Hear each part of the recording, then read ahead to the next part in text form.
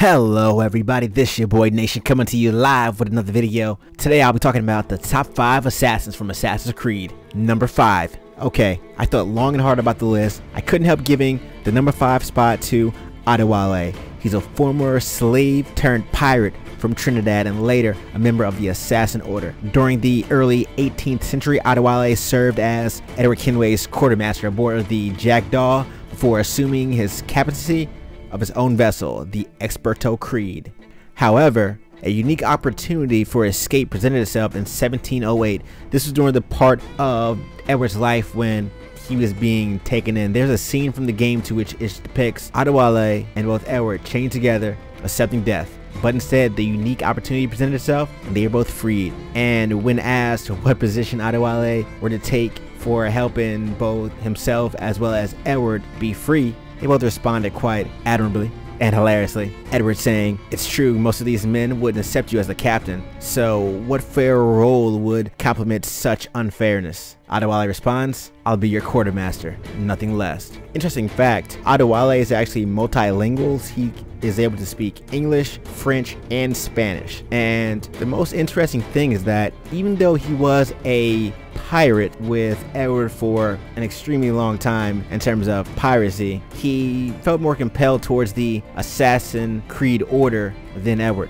In 1721, Auditore responded to Edward, "To fight beside a man so driven by personal gain and glory is a hard thing, Edward, and I have come to feel the assassins and their creed in more honorable course." Combatant-wise, Auditore is a fairly strong, capable assassin. His might is only in equal comparison to his intellect. He favors weapons like the Thunderbuss, as well as the machete, and other wide assorted and brutally vicious weapons during his combat. And even though, after all the years of struggle, Auditore was able to free himself from his own bonds and the bonds put on him by the Creed, by eventually aspiring to the rank of Mentore, which we'll talk later after we talk about the next assassin on our list. And you can find more of Auditore's story and struggle in the DLC Freedom Cry for Assassin's Creed Black Flag.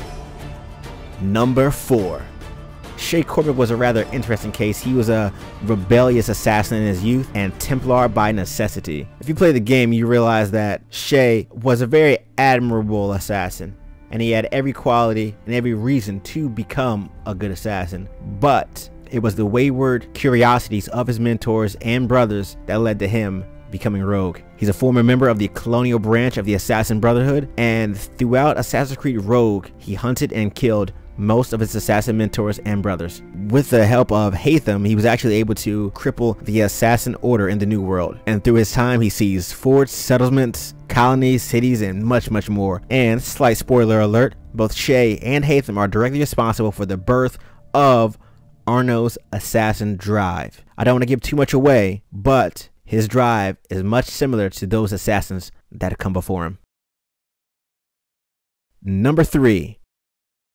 Auditore. Auditore is much regarded by many as the first assassin of the Brotherhood and the founder. He was a Syrian-born member of the Levantine branch of assassins, as well as serving as their mentor from 1191 until his death in 1257. His leadership saw to the spread of the assassin influence in the Old World. Unlike many of the other assassins on the list, Auditore was raised from birth to be an assassin, and he actually achieved master rank by the age of 25, making him the youngest ever to obtain the rank. And through his struggles, he was tasked with the deaths of 9 individuals, who was made up of the ranks of the Templar Order and the Holy Land. Auditore began a quest to change his ways and liberate the kingdom from the corruption. Auditore began a quest aiming to change the ways of the Templar Order around him, as well as liberating his kingdom from corruption. And during this quest, Auditore actually learned that the plot was actually a bit more sinister than he was led on to believe. In completing his mission, he was able to cleanse the order of the treacherous leader, therefore becoming the mentor, taking the assassins to a new and more secretive direction. But Auditore definitely deserves the number 3 spot on our list. Number 2. Edward Kenway. Edward Kenway is a Welsh-born British privateer turned pirate and a member of the Assassin Order. Edward joined the British Royal Navy early in life, and once accepted, he found himself stationed in the West Indies. However, a quick end to the war and the promise of gold, glory, and fame eventually seduced him to the life of piracy.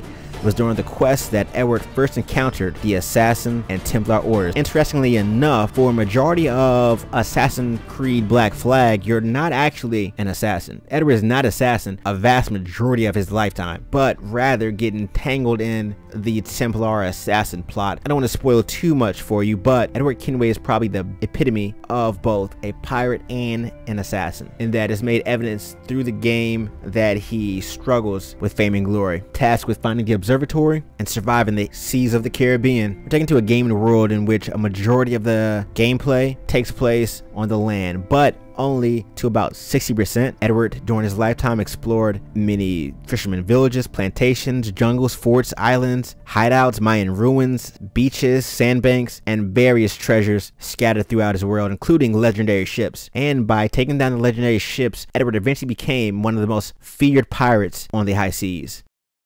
Number 1. You know he was waiting for him. Ezio Auditore da Firenze, the Florian nobleman. He was the mentor of the Italian Brotherhood of Assassins.